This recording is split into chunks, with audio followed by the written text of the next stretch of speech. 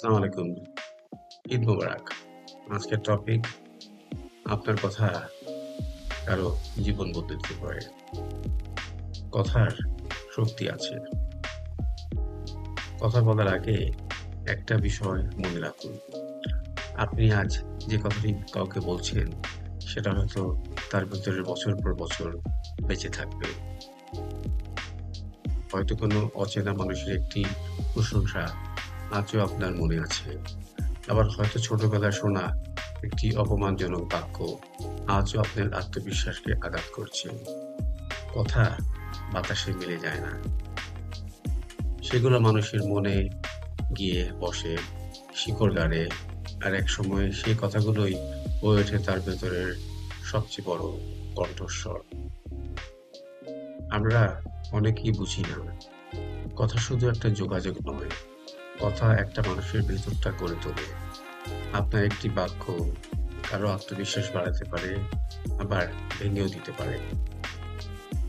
আপনি হয়তো কখনো জানবেন না, আপনার কোনো কথাটি কারো জন্য একটি দেয়াল হয়ে দাঁড়িয়েছিল, আর কোনো কথাটি একটি জানলা খুলে দিয়েছিল। তাই এমনভাবে কথা বলুন, একটু চিন্তা করে, যেন কথাটা একটু গুরুত্বপূর্ণ হয় এবং সবাইকে আপলিফট করে। কারণ আপনি কথোপকথন ভুলে গেলেও সেই মানুষটি হয়তো বলতে পারবে না। আরো একটি বিষয়, আপনি নিজের সঙ্গে যে ভাষায় কথা বলেন সেটাও সমান গুরুত্বপূর্ণ। যদি প্রতিদিন নিজেকে বলেন, আমি পারবো না, আমি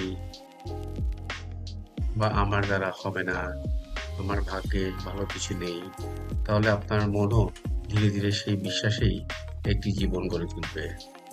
কিন্তু যদি আপনি বলেন, আমি চেষ্টা করব, আমি শিখব, আমি এগিয়ে যাব, তাহলে আপনার ভেতরে নতুন শক্তি জন্ম নেবে।